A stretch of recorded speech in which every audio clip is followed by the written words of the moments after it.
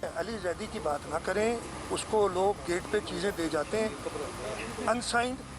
रात को आता है कोई मोटरसाइकिल पे, उसको दे जाता है कागज़, और अगले दिन से वो उसको कुरानी सहीफ़ा मान के और सबको आप लोगों को बताते हैं। Advocate general of criminal prosecution department है, उन्होंने एडवाइस ये किया था कि JIT जो हमने नहीं रिलीज़ की ना, ये आप JIT रिलीज़ ना करें, इसलिए कि मेरा नाम, आपका नाम, किसी का भी नाम, वो सब होशियार हो जाएंगे।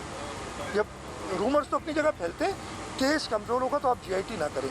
अनफॉर्चुनेटली अली जैदी ने एक गैर जिम्मेदारी का मुजाहरा करते हुए एक अनसाइंड कॉपी, जिसे वो खुद कह रहे हैं कि अनसाइंड है, पता नहीं इतने सफ़े, पता नहीं कितने सफ़े बता रहे हैं, वो उससे पढ़ना शुरू कर दिया। मुझे लगता ये है, अगेन ये मेरा ओपिनियन है, हमने डिस्कस भी किया है, कि जो मुल्ज़िमान हैं उनको ये फेवर देने के कोई चक्कर में और कोई वजह नहीं समझ आती इसकी।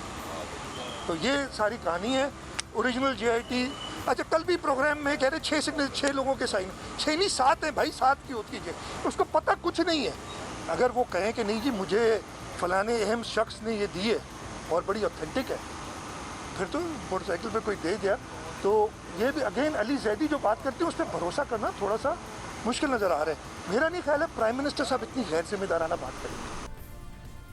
मामला हल होकर नहीं दे रहा, कह रहे हैं मेरा नहीं ख्याल प्राइम मिनिस्टर गैर जिम्मेदाराना चीज़ याद देंगे। अली जैदी कह रहे हैं वज़ीर आज़म ने मुझे कहा था, कल एयरवाइज उसके प्रोग्राम 11th आवर में वसीम बदामी से बात करते हुए उन्होंने कहा कि जब 2017 में वो दुबई से वापस आए तो उनके गार्ड्स ने उन्हें एक लिफाफा दिया जिसे एक मोटरसाइकिल सवार उनके घर पर दे गया था और उसमें से उन्हें उज़ैर बलोच और निसार मुराई की JITs मिली थी।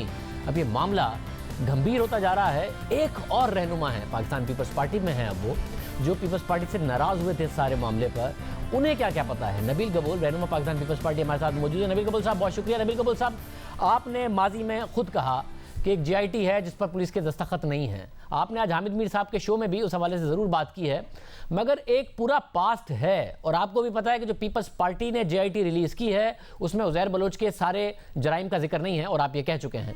अली जैदी साहब ने जो रिलीज़ की है उसमें जिक्र है ज़्यादा जराइम का, मगर वो सिर्फ जुल्फ़िकार मिर्ज़ा पर जिम्मेदारी नहीं डालते, दूसरों पर भी डालते हैं। सर कौन सी JIT आप सही बताइए कि दुरुस्त है? देखिए शाहज़ेब, ये जो मैंने बात की है, जो PTA वाले सुबह से ट्वीट कर रहे हैं, जो मेरा इंटरव्यू था 2016 की, मैंने उस वक्त 2016 में जो मुझे इन्फॉर्मेशन मिली थी कि JIT बनी है, लेकिन JIT में जो इदारों के लोग हैं उनमें आपस में इख्तिलाफात है और सिग्नेचर्स 2 अफसरान नहीं कर रहे हैं। तो फिर इसलिए मैंने ये बात की कि ये अफसरान सिग्नेचर कर लें और पब्लिक करें। मैं तो 2016 से कह रहा हूँ पब्लिक करें। अब अली जैदी ने जो JIT पब्लिक की है उसमें 2 अफसरान के सिग्नेचर नहीं है, और जो सिंध गवर्नमेंट ने पब्लिक की है उसमें सारे 7 के 7 ऑफिसरों के सिग्नेचर्स हैं। तो मैं जो कह रहा था, जो पहले दिन से एक वावेला मचा लिया, मेरा कहने का मकसद ये था कि बहुत सारी केसेस, बहुत सारे क्राइम जो हैं उसका जिक्र बिल्कुल नहीं है इस JIT के अंदर, जो कि उज़ैर ने जो है क्राइम कमिट किए हैं कराची के अंदर। खुसूसन उसमें सबसे बड़ा क्राइम ये था कि 120 उर्दू स्पीकिंग लोगों को अगवा किया गया लियारी के इर्द गिर्द के इलाकों से, और उनको अगवा करके फिर रखा गया एक जगह पर, और उनमें से 17 नौजवान लड़कों को, जिनकी उम्र मुश्किल से 17-18 साल थी, उनको मार दिया, ज़िबा किया।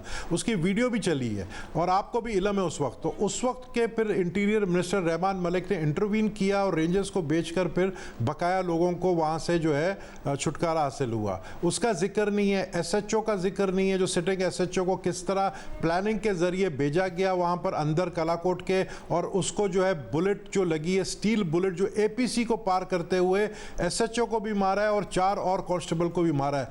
उसका कोई जिक्र नहीं है कि किस तरह कौन इन्वॉल्व था इस प्लानिंग के अंदर। मेरा मकसद ये था, बहुत सारी चीज़ें मिसिंग थी, लेकिन जब सिंध गवर्नमेंट ने वो JIT जब पब्लिश की तो उसमें 7 के 7 लोगों के सिग्नेचर थे। और अली जैदी साहब को जो लिफाफा मिला था 2017 में, जिसका मैंने अभी हामिद मीर के भी शो में जिक्र किया, पता नहीं आपका सीरियस शो है, लेकिन मैं ये कहूँगा कि वो जो लिफाफा मेरे नाम, मेरे घर पे भी एक लिफाफा उसी रात रात को जो है एक बस ठीक है, मोटरसाइकिल उन वाला डिटेल्स को छोड़ कर रहने गया दें। था। और उस लिफाफे में और अली जैदी के लिफाफे में फर्क ये था मैंने सुना आपने कि क्या कहा JIT है। मैंने मंगाई थी, वो चली गई अली जैदी के पास, और अली जैदी का जो लिफाफा था वो मेरे पास आ गया। और उसके बाद जो कुछ लिखा है वो मैंने आमिद मीर के शो में कह चुका हूँ कि वो जो उसमें मेरे पास जो लिफाफा आया था उसमें लिखा था विथ लव, और जो अली जैदी के पास लिखा था गुड लक। वैसे मगर आपने कहा कि बहुत सारी बातों वाकयात का जिक्र नहीं है, मगर बहुत सारे ऐसे वाकयात हैं जो अली जैदी की तरफ से दी गई JIT है उसमें जिक्र है, जबकि पीपल्स पार्टी की हुकूमत की तरफ से नहीं है। ज़ाहिर है दस्तखतशुदा पीपल्स पार्टी की है, मगर आपको खुद भी पता है कि बहुत सारे ऐसे वाकयात हो रहे थे। आज समझते ये बात दुरुस्त है अली जैदी की JIT के मुताबिक कि CCPO कराची ने उज़ैर बलोच को बुलाया, कहा गफ्फार ज़िक्री ग्रुप के खिलाफ लड़ना है, गैंगस्टर्स को मारना है। इस वक्त MQM भी टारगेट किलिंग कर रही थी, उनसे लड़ने के लिए तगड़ा किया जा रहा था, स्ट्रॉन्ग किया जा रहा था पीपल्स अमन कमेटी को। शेरशाह वाला जो वाकया बताया गया है कि जुल्फिकार मिर्जा ने बुला के कहा कि तुम्हारा एक बंदा मरे तो अगली पार्टी का अगला बंदा मारो, इस तरीके से लोगों को ना मारो, पीपल्स पार्टी पर प्रेशर आता है। ये सारी की सारी बातें क्या गलत हैं जो अली जैदी की JIT में बयान की गई? शाहजेब, मुझे बड़ा दुख हुआ जब अली जैदी ने कल ये कहा कि जुल्फिकार मिर्ज़ा जो है वो मर्द हुर्र है और पता नहीं उसके हीरो हैं। यार, जो बंदा पीपल्स अमन कमेटी बनवाता है, उज़ैर को ऊपर लेकर आता है, और आप ढूंढे आपको एक क्लिप नज़र आएगा जिसमें उज़ैर ने खुद माना है कि मैं सरेंडर होने के लिए तैयार हूं, जिस पर मैंने उसको धमकी दी थी कि अगर तुम सरेंडर नहीं हुए तो तुम्हारा हाल भी जो है वो दूसरे जो गैंगस्टर है उनकी तरह हो जाएगा। तो बेहतर ये है तुम सरेंडर करो, क्योंकि अभी तक तुमने कोई इतना बड़ा क्राइम नहीं किया है, तो तुम सरेंडर करो। और वो खुद उज़ैर का वो क्लिप आप ज़रूर प्लीज़ ढूंढे, चलाएं, उसमें ये है, मेरे पास वो क्लिप है। मुझे बताएं कि जुल्फिकार मिर्ज़ा उनके लोगों को बुलाकर कहता है कि नबील गबोल की बातों में नहीं आओ, मेरे लिए काम करो। और फिर यही हुआ। दूसरे दिन पूरी लियारी में मेरे खिलाफ चॉकिंग्स हुई और फिर मेरे खिलाफ जुलूस निकले। जो लोग मुझे कह रहे थे कि ठीक है हम सरेंडर होने के लिए तैयार हैं, आप होम मिनिस्टर से बात करें। जुल्फिकार मिर्ज़ा मास्टरमाइंड था इसका। उसको अली जैदी कहता है कि वो हीरो है हमारा। क्यों? क्योंकि उनकी जोजा जो है वो कैबिनेट की मेंबर है और GDA को वो नाराज़ नहीं करना चाहते, क्योंकि अब सिर्फ GDA के ही 4 वोटों पर ये हुकूमत खड़ी है।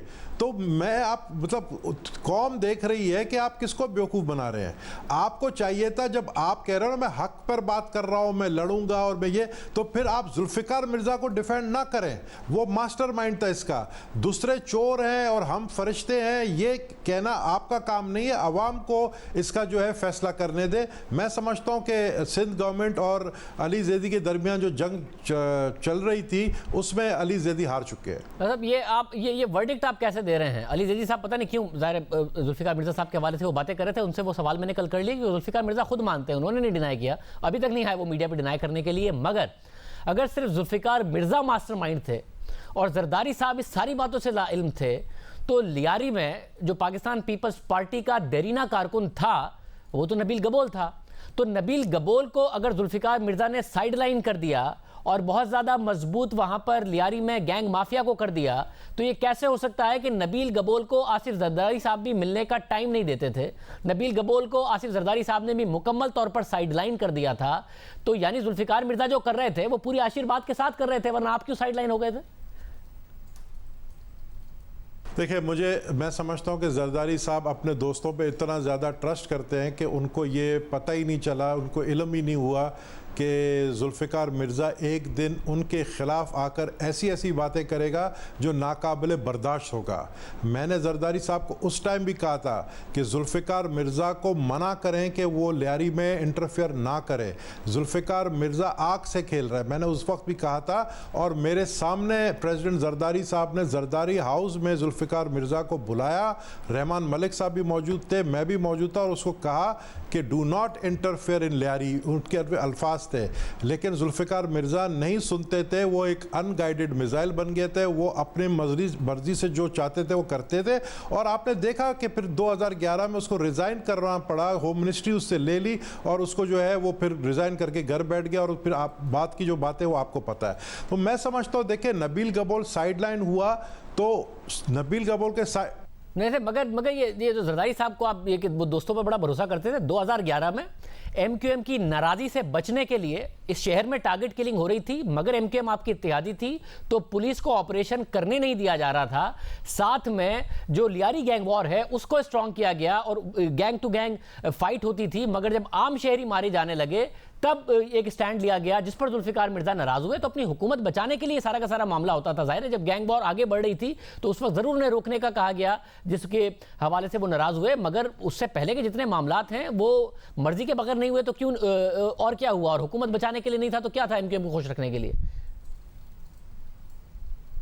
यार ये शाहजेब मुझे एक बात बताएं, कराची के दूसरे क्रिमिनल्स हैं वो ख़राब है और जो उज़ैर बलोच का गैंग है वो अच्छा है, क्योंकि उज़ैर बलोच का गैंग जो है वो जुल्फ़िकार मिर्ज़ा के लिए काम करता था। तो मुझे बताएं कि ये तफरीक जो है ये कर रहे हैं कि जी ये जो गैंग बनाया गया था ये सिर्फ उनके ख़िलाफ़ बनाया गया था जो क्रिमिनल्स थे कराची के दूसरे इलाकों के, जिसमें एएनपी के भी लोग थे, जिसमें एमक्यूएम के भी लोग थे। लेकिन बात यह है कि बदनाम लियारी में पार्टी को करवाया गया, जानबूझ के करवाया गया।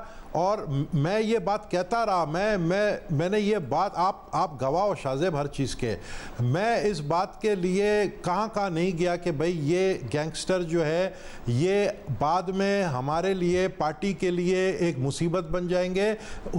उज़ैर बलोच के अलावा जितने भी गैंग्स थे लियारी में ये सब हमारे लिए मुसीबत बन जाएंगे और पार्टी के लिए मुसीबत बन जाएंगे। तो आप जुल्फ़िकार मिर्ज़ा को रोकें, लेकिन जुल्फ़िकार मिर्ज़ा रुकने की बजाय जो है वो और उनको मजबूत करता गया। वो इतने मजबूत हो गए कि उन्होंने नेटो के जो है वो भी जिक्र नहीं है जेआईटी के अंदर, जो नेटो का जो कंटेनर था वो भी उन्होंने कराची पोर्ट से गायब करके और उसमें से असला लेकर अपने लड़कों को दिया। तो मैं यही कहता हूं कि देखें, अब अल्लाह करे कि ये जेआईटी के ऊपर कोई एक्शन हो, लेकिन इस जेआईटी के ऊपर मतलब क्या एक्शन होगा कि जब सारा क्राइम वो मान रहा है, एक बंदा, हाँ मैंने ये सारा क्राइम किया है, और सिर्फ एक फर्द जुर्म आयद हुआ है उसके ऊपर कि एक बंदे के मर्डर केस का। अल्लाह करे कि उम्मीद करते हैं कि इस पर सियासत ना हो और कोई कार्रवाई हो, मगर जुल्फिकार मिर्जा साइडलाइन हो जाते हैं, वहां पर मामला रुकता नहीं है। 2012 में पीपल्स पार्टी ऑपरेशन करती है, मगर दूसरी पार्टी भी अप्रोच करती है, जरदारी साहब भी पैगाम भेजते हैं उज़ैर बलोच को, और ऐसा नहीं हुआ कि आप उसके बाद स्ट्रांग हो गए। आपको एमक्यूएम ज्वाइन करनी पड़ी, 9-0 से जाके इलेक्शन लड़ना पड़ा, लियारी में टिकट फिर उज़ैर बलोच ने दिया, हल्फ फिर उज़ैर बलोच से लिया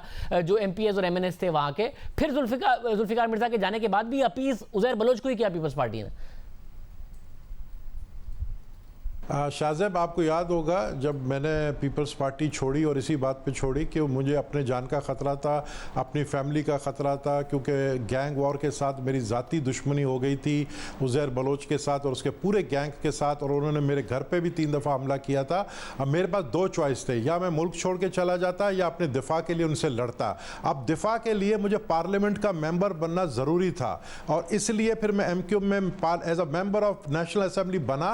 और मैंने आपके शो में पहले कह चुका हूं कि चौधरी निसार ने मुझे बहुत मदद की, और ये रेड वारंट जो इंटरपोल का इशू हुआ ये मेरे मेहनत के वजह से हुआ।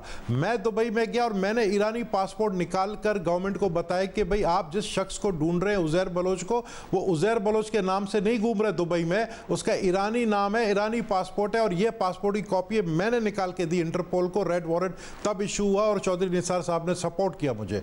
तो मैं सिर्फ ये कह रहा हूं कि ठीक है, नबील गबोल को मजबूरी में जाना पड़ा, वो अपने घर वापस आया, मैं वापस 16 महीने के अंदर पीपल्स पार्टी में आया। लेकिन अली जैदी की अभी जो बात चल रही है जेआईटी की, मैं समझता हूं अली जैदी अपना केस हार चुका है। मगर अगर जुल्फिकार मिर्जा बरी जिम्मा नहीं है, और जाहिर नहीं है वो तो खुद नहीं मानते, तो पीपल्स पार्टी की क़यादत भी बरी जिम्मा नहीं है उन वाक़यात जो हुए हैं उस जमाने में।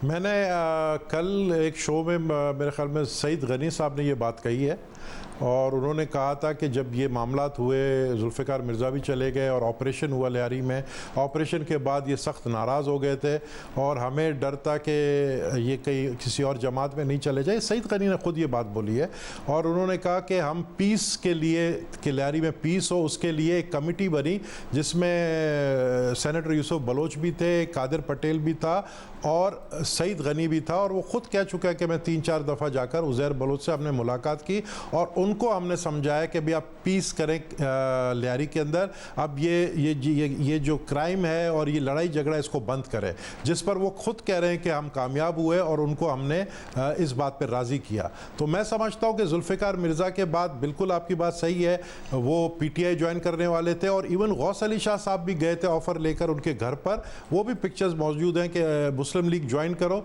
लेकिन बाद में शायद उनकी बात नहीं बनी। और यहाँ तक मैं आपको बताऊं कि इस वक्त जो मौजूदा एमपीए उनका यहाँ से घास मंडी से, वो उज़ैर बलोच का पार्टनर है स्क्रैप के अंदर, यानी जब तक उज़ैर बलोच दुबई में बिजनेस करता था वो बिजनेस पार्टनर है स्क्रैप के अंदर।